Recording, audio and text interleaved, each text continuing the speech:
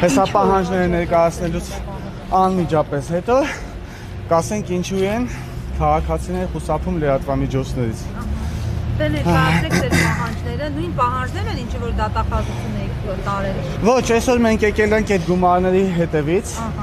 եկել ենք պահանջելու քաղաքացիներից շորթված գումարները, ինչի, որովհետև այդ հանցագործությունները տեղի են ունեցել տվյալ պետական մարմինների թերի աշխատանքի արդյունքում Հայաստանի Հանրապետության տարածքում տեղի են ունեցել փաստորեն ձեռնարկատիրություններ տարբեր տեսակի, որը արգելված է եղել, ապօրինի ձեռնարկատիրությունը իմացել են եւ չեն կանխել, դրա հետևանքով երկրում ունենք մոտավորապես 20,000 եւ ավելի տուժածներ նույն հարթակից, թե տարբեր հարթակների մասին է խոսքը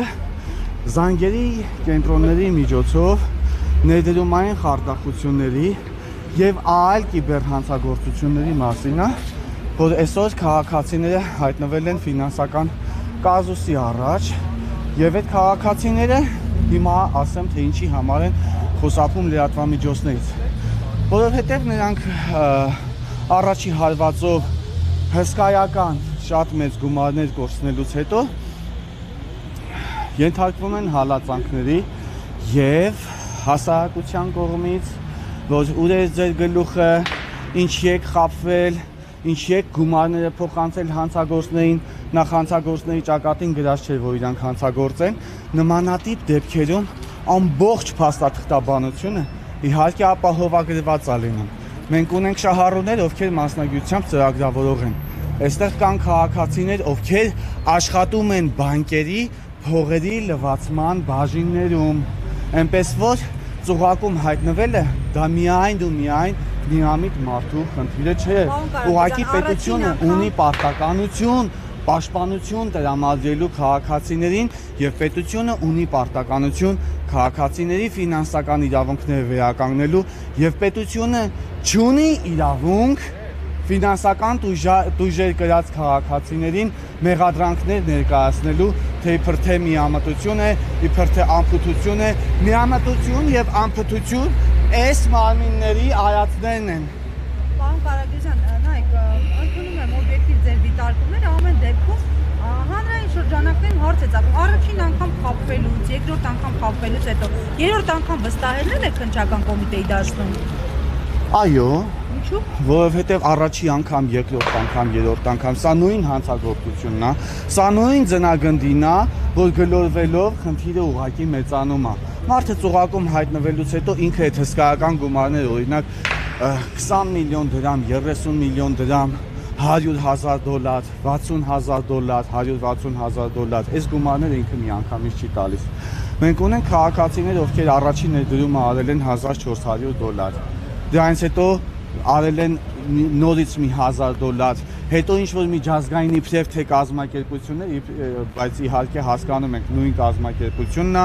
եւ նույն ծուղակն է, զանգահարում են քաղաքացիներին իբրև թե իրավաբանական ծառայություններ են, իբրև թե իրավապաշտպան կազմակերպություններ են,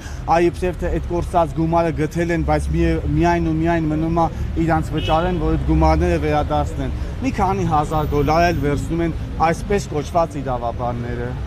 Մի քանի $1,000 էլ վերցնում են հետո իբրև թե շահույթի ինչ-որ հարկեր, ինչ-որ տոկոսներ։ Եվ այս ընթացքում եւ զառաջաներություն եւ իհարկե այս ամեն ինչը արդեն տեղի է ունեցել քրեական գործի, որոշ դեպքերում քրեական գործի նախաձեռնումից հետո քաղաքացին դեռևս ոչ միայն պաշտպանված չի, այլ հանցագործությունը նույն կերպով եւ ավելի մեծ թափով շարունակվում է նրա նկատմամբ եւ որևէ կերպ այս քաղաքացին չի կարողանում պաշտպանության հասնել։ Որևէ կերպ քաղաքացին պաշտպանություն ձեռք չի բերում, իսկ դա անփոփոխության արդյունք է։ Դուք ինչ հույսեր ունեք ընդհանուր առմամբ, ինչքանով է քննչականը կատարելու ձեր պահանջը, գումարը վերադարձնել, մի քիչ աբսուրդի ժանրից չի, եթե ծուռը նստենք շիտակ խոսենք։ Ոչ, եթե ծուռը նստենք շիտակ խոսենք, պիտի լինի, պիտի հաղթի քաղաքացու իրավունքն ու արդարությունը։ Պիտին կա իրականում այս իշխանության պայմաններում։ Ինչքանով եք Իշխանությունը ով կլինի թող լինի, մեզ իշխանությունները բացարձակ հետաքրքիր չեն, մենք հիշեցնում ենք նրանց պարտականությունները, որը պիտի կատարեն։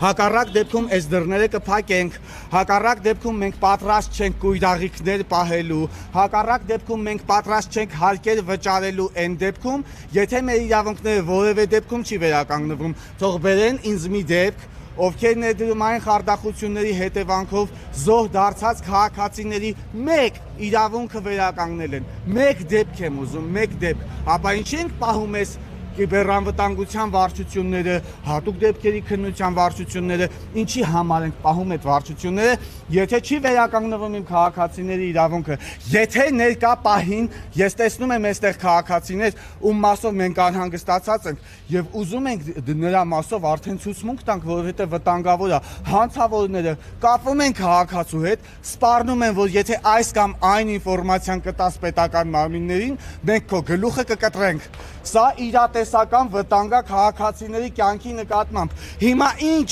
քնենք ուխտի ականջում, թե քնենք էշի ականջում։ Ես մի վարքյան այս թղթերը բաժանեմ մի հատ քաղաքացիներին, որովհետև այստեղ եղել են լիքը քաղաքացիներ, ովքեր դեռևս հանցագործության մասին հայտարարություն չեն տվել միայն ու միայն այն պատճառով, որ չեն կարողանում, ինչ է նշանակում, մարդը գնում է ոստիկանության բաժին, հա, ներքին գործերի նախարարության հանցագործության մասին հայտարարություն տալու, նրան ասում են դու ես մեղավոր, նրան հուսալքում են, ասում են փողդ մեկա չենք կարողանալու գտնենք, մեկա չի վերադարձվելու եւ այդպես էլ կասեն, որովհետեւ մի օրինակ չունենք, որի գումարները վերադարձել են։ Նորից եմ ասում, ինչ ենք պահում այդ վարչություններին։